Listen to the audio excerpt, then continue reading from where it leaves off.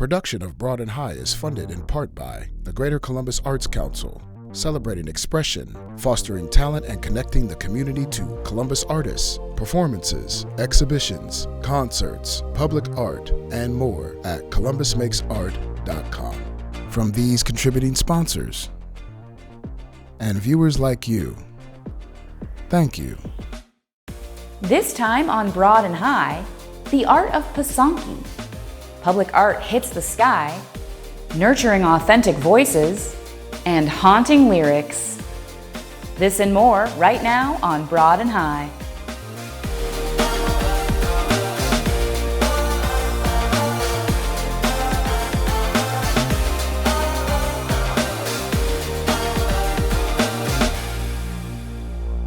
Welcome to Broad and High. I'm your host, Kate Quickle.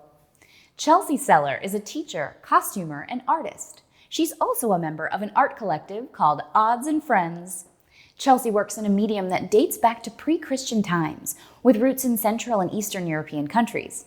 We met up with Chelsea in her home studio and learned about the process and her passion to merge two worlds.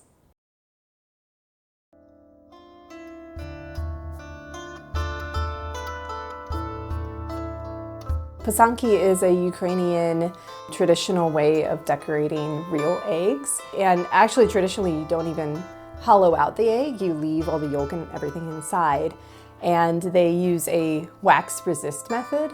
So basically, you have the egg, but you draw on it in wax and you dye it. And whatever you've drawn on stays the color that it was when you drew on it. So you dye it, you draw on it some more, you dye it another time, and you can do that as many times as you really want. And then at the end, you melt the wax off, and all of those preserved colors are there in the lines that you did. So now you have your design fully realized. I lived in Utah for about 10 years, and by the time I was introduced to Pasanki, I was married already to my husband, Charles, and he was working at Timpview High School as an aide alongside a woman named Glory Smith. And she had been working with Pasanki for, I think, upward of 25, 30 years because, like a lot of people in Utah, she was Mormon, and she had gone on her Mormon mission to Ukraine. And every spring around Easter time, she would invite friends or family or whoever was interested and show them how to do it. And it was just one of those things where I enjoyed the process so much. It was fascinating. I'd never done anything like it. And we walked away from that whole process. It took a few hours to do it all.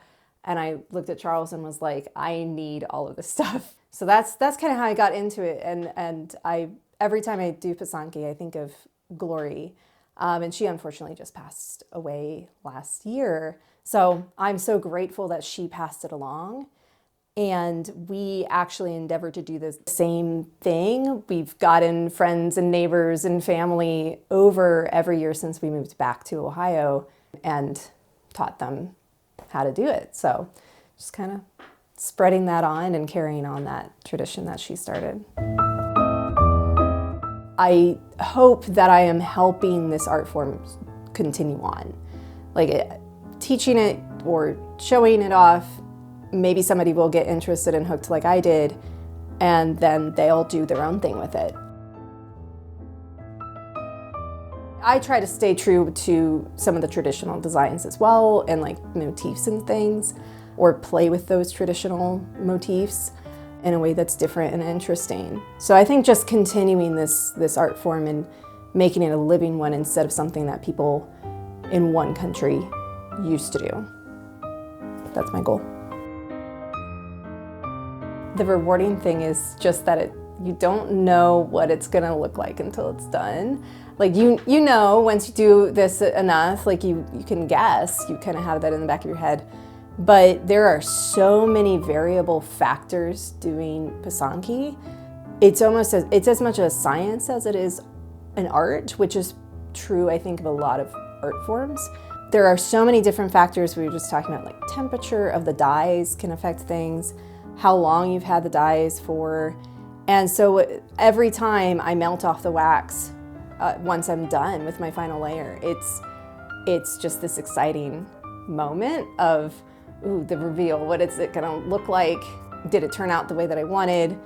And I think that's, aside from the meditative kind of process of doing it, that is definitely what keeps me coming back. As an art teacher, I'm split between those two worlds. As a teacher, you're always learning. Teachers are the best learners, I think, and we love that. And I think artists as well never stop learning. But there is this, as an art teacher, this separation, because I spend most of my time doing my job, and I don't have as much time to do art. Ironically, the art teacher is probably the one doing the least amount of art in a day. So I have struggled even to call myself an artist, because I dabble in a lot of different things, but I don't feel like I've really become an expert. So as far as like, this feeds my creative side because it's something that I can do. It takes a few hours, granted, but I can work on it in stages, and I can do this to be creative and experiment in a way where I understand the process pretty well. And it's nice to also be like, okay, I got this little thing done. I can move on to a new little thing and start that process over relatively quickly. Folk art to me is something that, it's a realm that I think is underappreciated and undervalued, because it slides into the kind of craft realm, which there's nothing wrong with crafting, but often people who are crafters don't consider themselves artists formally with the capital A. So it's an art form, it's kind of a craft, it's a folk art, and so it is something that is hard, I think, for people to kind of place. What use does it have? It's art. It's there to make you feel something and happy and make you glad that you have it on your shelf. But, you know, it's also this historical thing that has been going on for centuries. So it's kind of in between, like I am. I think that might be why I enjoy it so much.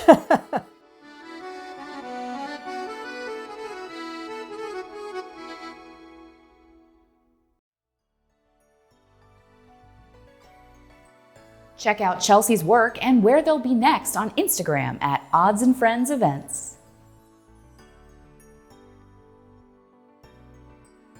Artist Judy Chicago's A Purple Poem for Miami is a memorable smoke performance that colors Miami, Florida's urban scape with blues, pinks, and purples. Stay tuned to get a front row seat to the event.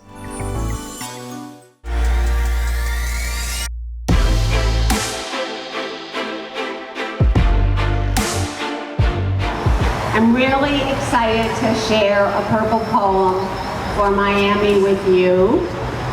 We've been working on it for a year. We're giving Miami, we hope, a gift that you will enjoy. So please, please enjoy a purple poem for Miami. Thank you.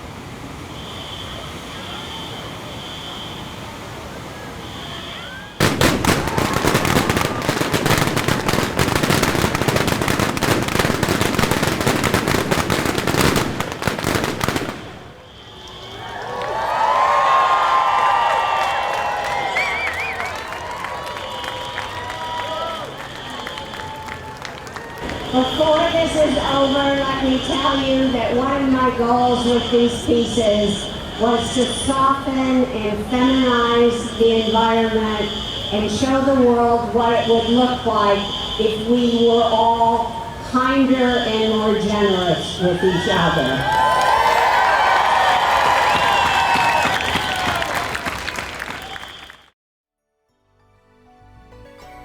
To see more of her work, go to judychicago.com.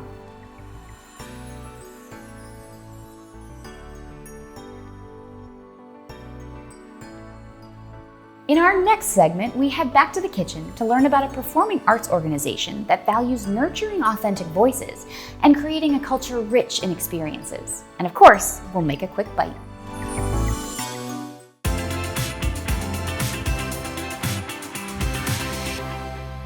Joining me in the kitchen today is Scott Woods from the Streetlight Guild. Scott, thanks for being here. Thank you so much for having me. Of course. So tell us a little bit about the Streetlight Guild. So we are a nonprofit cultural arts organization with a venue on Main Street, and our focus is on Columbus culture, very specifically.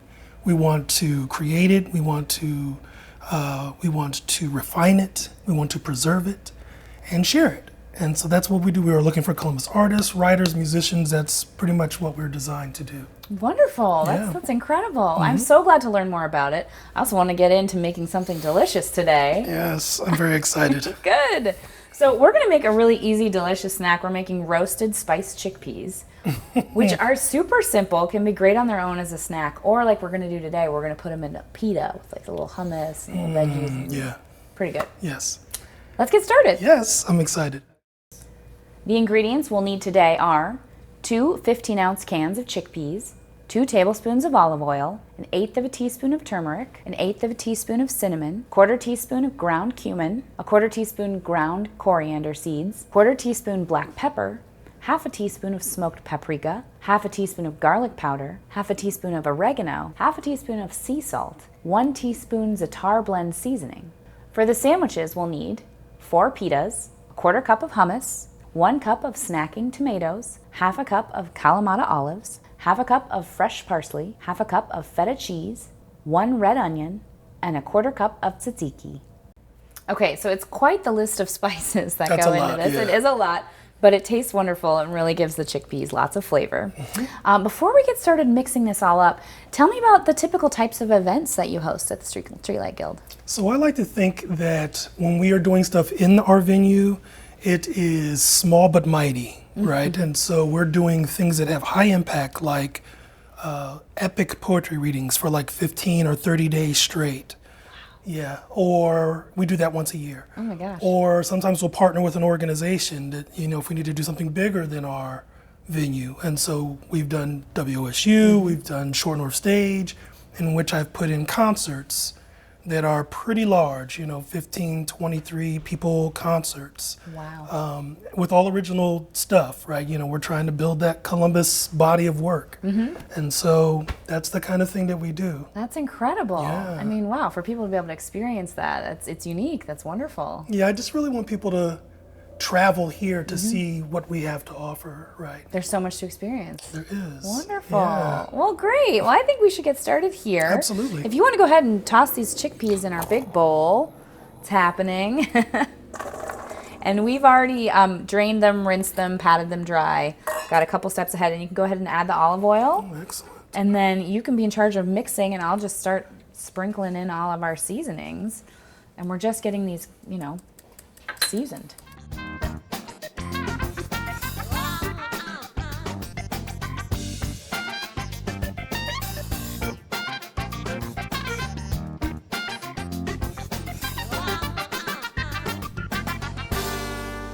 All right, we'll get these in here.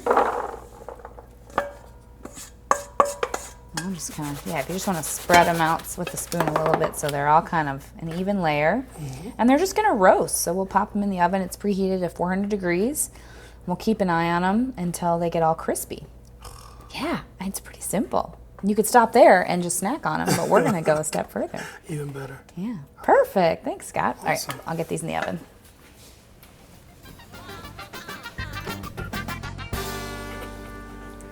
All right, Scott, while our chickpeas roast, tell me about the art that is created and displayed at the Streetlight Guild. So we have so much art happening there. We have a permanent collection of art. So that's me going out to other shows, exhibits, galleries, wherever, and buying physical art by Columbus artists. And so we have, an original Amina. We have all kinds of things happening there. But then we also have a couple of artists in residence who kind of rotate in and out. We do really long residencies with our artists so that they get to really settle in and really work on.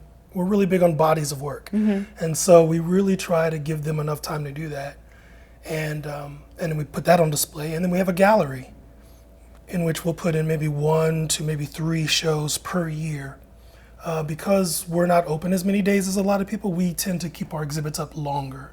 Sure. So, and then while you're at any event there, our gallery is always open, so you're always experiencing the permanent art, the exhibited art. It's just always happening there. Awesome. Yeah. How do you go about finding new Columbus artists, folks that not everyone is familiar with? So it's really important to me as the curator of that to go to as many of events, openings, get familiar with the galleries. So I spend a lot of time in the Short North. I spend a lot of time in Franklinton, trying to see who's doing what, and building relationships with institutions like the museum. And I just keep my ear to the ground, and after a while, people know to kind of come to me. Of right? course. There's so much talent here in this city. There is, perhaps more than anyone can show. I think you're right, absolutely. All right, Scott, got our chickpeas out of the oven. Oh, they look so good. They smell amazing. They've gotten a little crisped up. Depending on your patience level, you can let them get a little crispier. These are great, so you could let them cool and just keep them for snacks, or have a delicious Mediterranean little pita sandwich. We should dive in. I think we should do it. All right, so I'll get you a pita. Thank you. And a pita here, and then I'll just sort of, if you want to open that up, I'll scoop you some Oh, excellent. delicious spiced chickpeas. And then we've got all sorts of yummy toppings. You can customize your own little pita snack. There you go. And, oh, We've got feta and tomatoes, olive, tzatziki, hummus, whatever you're feeling. I think I'm just gonna have everything. Everything, a little bit of everything. Yeah, I mean, we went through all this trouble. Right. Doing it a disservice if we don't. Yes. These smell so good. This is like my favorite kind of just spread of food. So fresh. If we wanted to be a little extra, you could pickle these onions. That would be a great treat. Love that. A little What kind parsley. of tomatoes are these again? These are just snacking tomatoes, just like cherry tomatoes, grape. I mean, I'm not really sure of the differences of those, but can't go wrong. Colorful tomatoes. Are you an olive person? I'm skipping olives. I'm not a big olive person, but I am doing it today. I respect that. Yes, I wouldn't want to disrespect your effort. Yeah, I feel like I need a little green on top, a little garnish. Just a touch. It's so pretty. Oh my gosh. Well, these look amazing and I want to eat them. But I also want to have another moment for the Streetlight Guild. Yes. What's one more thing you would like folks to know about the Streetlight Guild? So I think of it as a place where artists of all types, of every discipline, can come to create the things that they can't do other places, to perform the songs that they can't perform without worrying about if the bar is going to make money, the exhibit that they can't put on anywhere else. We will go through great pains to realize an artist's vision. We will recreate that gallery into your mother's kitchen, into an escape room, whatever your art needs to be free. We really just want to see what your art looks like when the artist is most free. That's incredible. You can't get that a lot of places. No. So. Wow. Yeah. All right, well, I think it's time we take a bite. So let's get ready to try these. Thanks so Yes. much for being here, Scott. Oh no, this has been a real treat.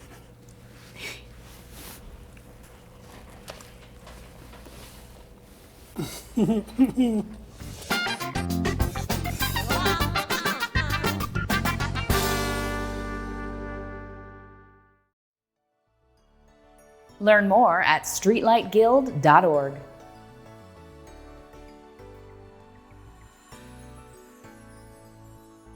Stephen Delacroix Portier is the frontman and creative mind behind Hainted. While the genre in which she creates ranges from electronic to folk, powerful instrumentation and driving lyrics are a constant.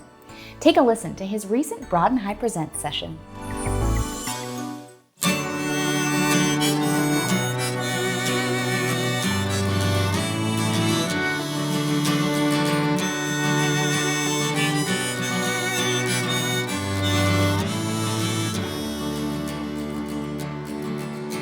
Now the only time I see you are those wretched little dreams. If I could just tune out all the screaming, I could almost hear you speak. A campaign hell bent towards that fourth wall, let them trumpets of Jericho sing. If this realm could mimic that frequency, it might just call you home to me.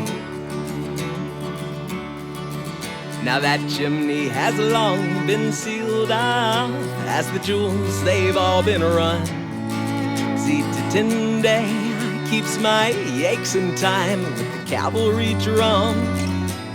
It's a slow march, hold steady to nowhere, but it keeps me from giving up. And one day I pray, to be honest, if I can just fake this long enough.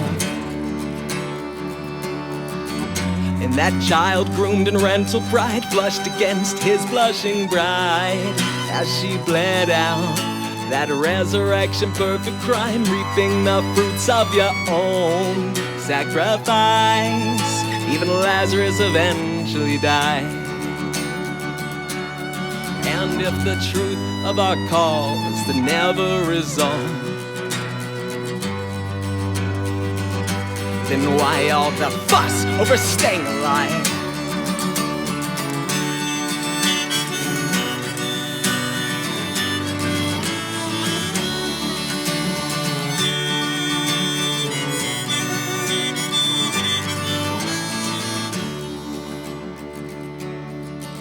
With my ear to your piano, I caressed each soured note, and no to the umbrage within your staccato transient metronome. And if we are to keep this gospel sacred, condemned to this catacomb, and echoes will wander eternally, sounds no one but us will know. Damnatio memoriae, ephemeral of infinite, it's all birthed within her whimper. The immaculate neon divine, David and the concubine, carnals are still carved of light. It's that climax before the divine. No death may cast a mark at the shame of it all. Well, you know, everything come back to life.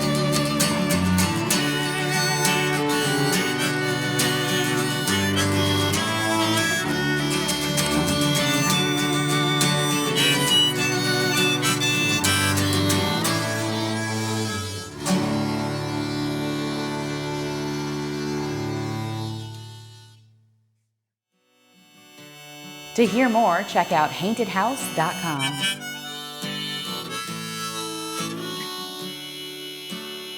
Well, that's our show. Remember, you can find all of our stories online at WOSU.org as well as on our YouTube channel. For all of us here at WOSU, I'm Kate Quickle. Thanks for watching. I wore my scales out towards the desert, that we could sweat out this mine. I surfaced quick and caught the bends of city life, watching a homeless man die. But when I reached to draw the parallel, I got lazy and just traced the lines. This prism cell plays hell upon the shadowed eye.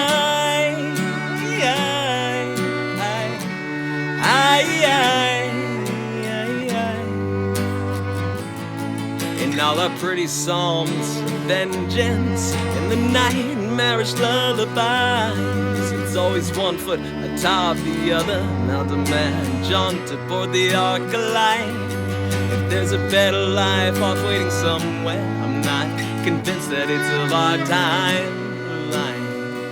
I'm gowning mast and off to haunt the Badlands on the other side.